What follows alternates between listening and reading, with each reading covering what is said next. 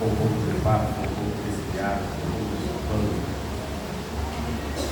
Bem, minhas irmãs e meus queridos irmãos em Cristo, eu vou me apresentar, porque se eu sou estranho a todos, tá bom? Eu sou o padre Carlos Costa, atualmente sou reitor do Seminário Maior Nossa Senhora de Fátima.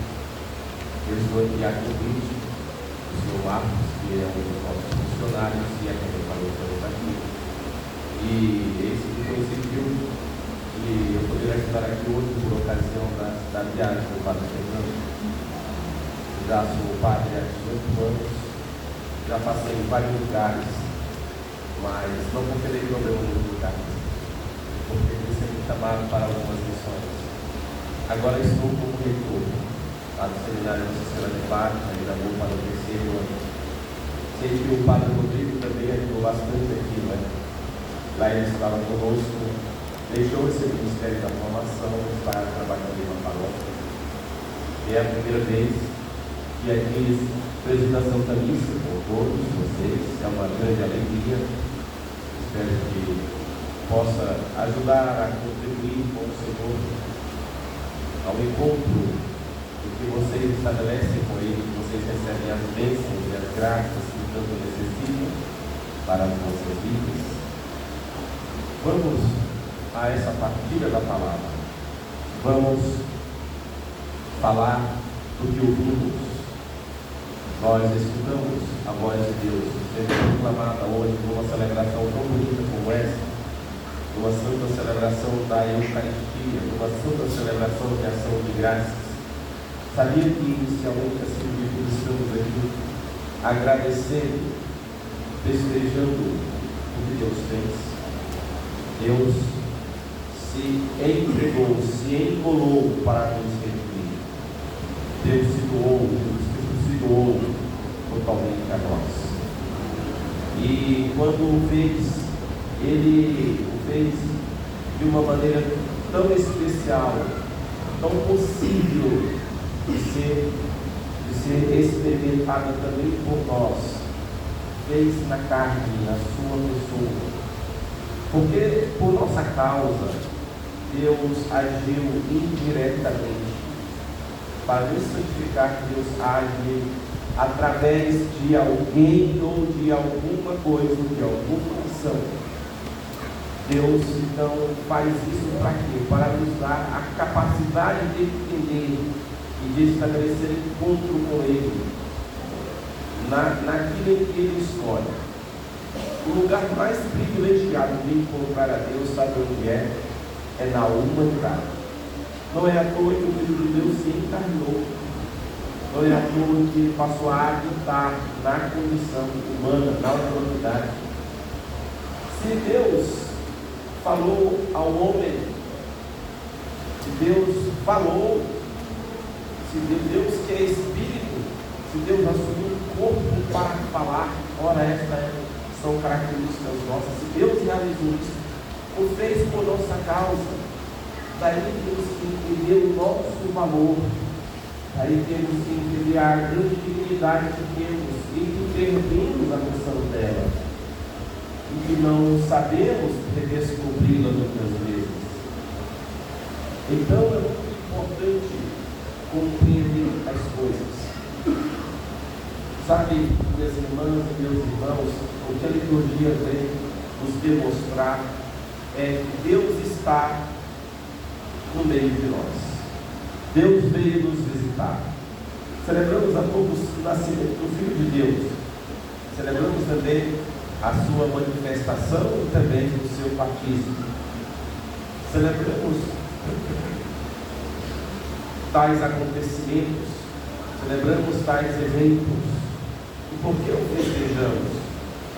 O festejamos e o celebramos porque nós descobrimos que estabeleceu-se nessas realidades do nascimento, da manifestação, da epifania, do batismo. Nós descobrimos que essas são realidades que Deus assumiu, situações, circunstâncias que Deus assumiu. São nossas circunstâncias, são nossas situações. Como nós celebramos o nascimento, não é verdade? Como o nascimento é importante para nós. não é? O batismo também é importante para nós, não é verdade? Então, se Deus age na humanidade, então é isso que nós precisamos descobrir no que São Paulo diz. São Paulo diz: o corpo não é para a imoralidade, mas para o Senhor, e o Senhor é para o corpo. E Deus ressuscitou o Senhor, nos ressuscitará também a nós, pelo seu poder. Significa que esse nosso corpo ressuscitará. Como isso vai acontecer, Padre? Não sei, mas nós acreditamos e proclamamos que Deus vai ressuscitar a carne. A ressurreição da carne. Nós cremos na ressurreição da carne, não podemos esquecer. É uma fé que vai testemunhar a objetividade de que Deus vai ressuscitar. Isso significa que Deus me fez viver um corpo, me formou. E mesmo que eu morra, há uma promessa de que o Senhor ressuscitará. Mesmo que esse corpo não tenha mais vida, a promessa é que um dia Deus vai voltar a dar vida a esse corpo. E aqueles que já morreram há tanto tempo, Deus vai restaurar o corpo deles. Você sabia que nós professamos a fé nessa ressurreição? Você sabia que essa é a nossa profissão de fé mais importante? Essa é a nossa profissão de fé mais importante.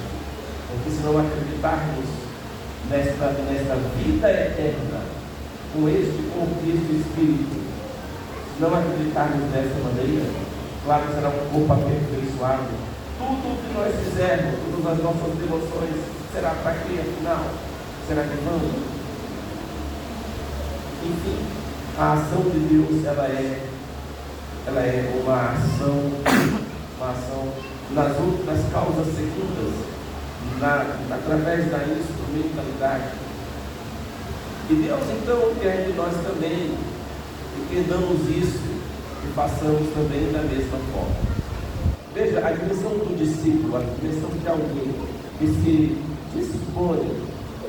dispõe a trabalhar por uma causa, a se entregar numa missão, num propósito, de falar de alguém, como é o caso de alguém que se consagra a Deus, como é o caso do apóstolo.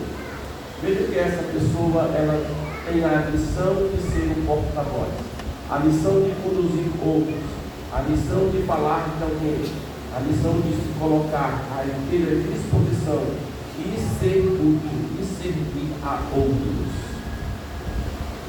Veja que Deus coloca isso na história da salvação. Vamos então à primeira leitura, quando um profeta importante para o povo de Israel, o profeta Samuel, ainda não tinha conhecido a Deus e não sabia discernir a voz de Deus quando Deus lhe chamava. Quando Deus chamava Samuel, Samuel, e ele ia ao sacerdote, ele me chamaste a Cristo, não te chamei, meu filho. E assim foi por 3 vezes. Então o Senhor deu a pessoas para outras pessoas receberem ajudas, e assim existe na nossa vida, na nossa caminhada também, pessoas que exercem sim papel significativo e tem sim uma função importante e especial para o bem da nossa alma, para ouvirmos a Deus e responder. Assim, Samuel precisou de Eli, assim André precisou de João Batista, assim Simão Pedro foi conduzido por seu irmão André. Assim, nós precisamos entender que esta é a vontade de Deus. Assim Deus se revela e se manifesta. Assim Deus também quis quando assumiu o corpo para nós, o corpo para Ele. Tudo isso para que o homem pudesse se encontrar com Deus. Fica agora então o grande questionamento: como procuramos a Deus e como queremos ouvir falar, nos encontrarmos com Ele.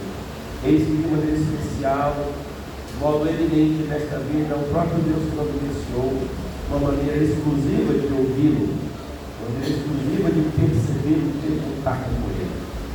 Através dos nossos sentidos, nós ouvimos a palavra de Deus. E a palavra entra no nosso ser, através dos nossos ouvidos, e ela nos impulsiona, nos transforma, nos modifica, fica em nós. Da mesma forma, é essa mesma palavra que é o próprio Cristo que se encarnou, instituiu como alimento para nós, e assim se faz no pão, quando ele diz: este pão é o meu corpo, este vinho é o meu sangue. Tomai e comer do meu corpo e do meu sangue, para vivermos. Significa que a vida está em Cristo e que a vida é comunicada neste contato com Cristo, nesta comunhão com Ele. Se nós não encontrarmos a Cristo nessa vida, nós não encontraremos a vida. Nós perderemos a nossa própria vida. Se nós acharmos que a nossa vida está nas realizações das quais Deus não tem lugar, nós não estaremos ganhando a vida. Nós estaremos desperdiçando a nossa própria vida. Nós, que na igreja, não podemos pensar de uma forma diferente. Porque Cristo é a nossa vida. Cristo traz a luz, traz a força, traz a misericórdia, traz a redenção que tanto precisamos desta vida. Vejam como esta vida tem que se traduzir também em atitudes. No final da segunda leitura, São Paulo diz assim: então, glorificai a Deus com o vosso corpo. Então, contudo, depois de ter explicado, depois de ter ouvido de que nós não podemos ignorar que a nossa vida está em Cristo, que nós somos templo do Espírito, Deus está em nós. Nós não vamos encontrar Deus de uma forma tão especial na natureza. Muita gente que acha que contemplando as cachoeiras, debaixo de uma bela árvore, olhando uma paisagem maravilhosa, que vai encontrar a Deus, e vai perceber: olha como Deus está aqui, e aqui eu encontro com Deus. E não consegue encontrar no seu próprio ser, não consegue encontrar no seu espírito, no seu ser. Deus está em nós. Ou ignorar que sois templo, que sois casa, que sois a habitação do Espírito de Deus. Veja que é isso que nós precisamos descobrir. Nosso valor é tão alto que Deus se digna estar em nós, não só ao nosso lado, mas em nós. Nós somos belos para Deus, apesar dos nossos pecados. Deus gostou tanto da gente que quis ficar unido aqui. Somos tão importantes para Ele. Não é para levantar só a moral da Assembleia, é para pensarmos quem somos e o que somos. Somos obra das mãos de Deus, somos sua criação, somos também seus filhos. Assim Ele nos elevou, assim Ele se dignou neste ato de união e de amor para conosco. Portanto, temos que parar para pensar sobre nossas atitudes. Temos que glorificar a Deus ao invés de agir de uma maneira imoral. O que seria o imoral? Seriam atos ruins, atos maus, atitudes maus. Costumeiramente agiremos mal, de uma forma ruim, de uma forma perversa, indigna. Costumeiramente, se agirmos bem, isso seria moral. Mas costumeiramente, se agirmos de uma forma indevida, nós seríamos imorais. Então, pensar na bondade da nossa ação, pensar na intenção reta, na forma correta e na finalidade correta da nossa ação. Tanto de uma ação externa, onde o objetivo da nossa ação é fora do nosso corpo, quanto para nós mesmos. Pensemos bem como nós utilizamos aqui um grande instrumento da nossa existência, a nossa realidade, a nossa corporeidade. Somos seres espirituais que ganhamos um corpo. Nossa alma, ela é espiritual. E a nossa alma foi dada ao corpo, nossa alma está na carne. Vive na carne, no meio do corpo. Então ele não é tão desprezível assim. Ele deve sim ser cuidado, deve sim ser tratado com decência, tratado com respeito. Deve sim ser tratado com dignidade. Assim deveria ser também olhado e observado. Assim, a sua atitude para com ele ou em relação ao outro deve ser com a devida decência. o devido ato bondoso, repleto de significado, envolto a princípios e a valores também, de modo que a gente não se sinta mal. Sua consciência saberá. Sua consciência saberá. Isso não está certo. Sua consciência vai dizer. Então, toda essa luta, todo esse esforço, toda essa chamada de atenção é para corrigir sim as nossas atitudes, meus irmãos e irmãs. É para provocar sim uma mudança em nós. É sim para isso. São Paulo estava falando aqui para uma comunidade que não tinha conhecimento de Deus, uma comunidade laica, né? Eram os gregos, lá em Corinto. Então São Paulo me dá uma noção nova. Então, se queremos dar glória a Deus, nós devemos fazer também com toda a nossa realidade. Não somente com os nossos pensamentos, mas com toda a nossa realidade, com todo o nosso corpo.